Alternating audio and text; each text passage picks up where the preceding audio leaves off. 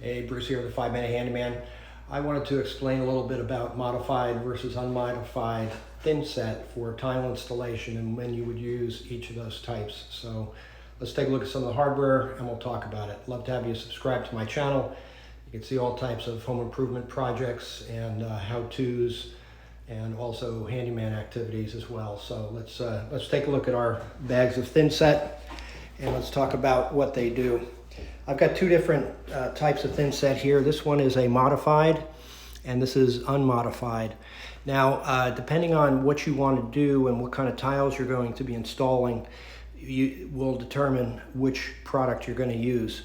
Always go with what the tile manufacturer recommends, or if you're putting down cement board, or if you're doing Schluter-Kerdi membrane, waterproofing membrane, always go with what the manufacturer recommends. And so for a modified, what that means is that there is a Portland cement, there's some other additives, and then there's some things that are put in there, there's sand, and the additives are to help reduce the drying time so that the cement or the thin set stays moist so it can cure rather than dry out. And the unmodified stuff has Portland cement, it has some additives, but it doesn't have any latex or acrylic additives like this type would have. And so it's recommended that if you're putting tile down directly onto plywood, then you would need to use a modified so that the plywood doesn't suck the moisture out of the thin set and it doesn't cure correctly. Depending on the kind of tile that you're putting down, if you're putting down large tile, you also want to have that thin set to cure in a slower rate rather than using a unmodified type of a thin set. On the bags, it'll tell you whether you need to just use water or if you need to add a polymer additive.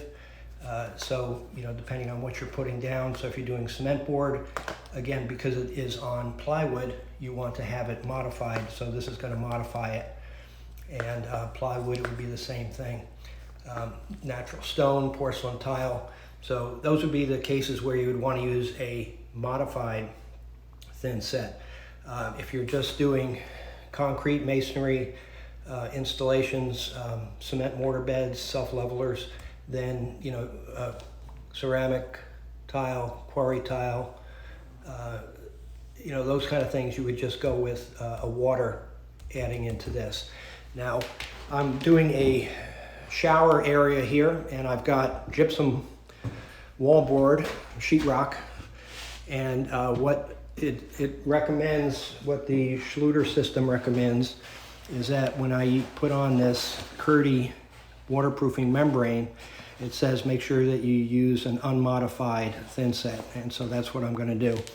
And so I will put that on my gypsum wallboard, attach the Kerdi membrane, but then when I put my tiles on top of that membrane, I'm going to use a modified because of the size of the tile and such. So that's why you would use different types of thin set for different applications.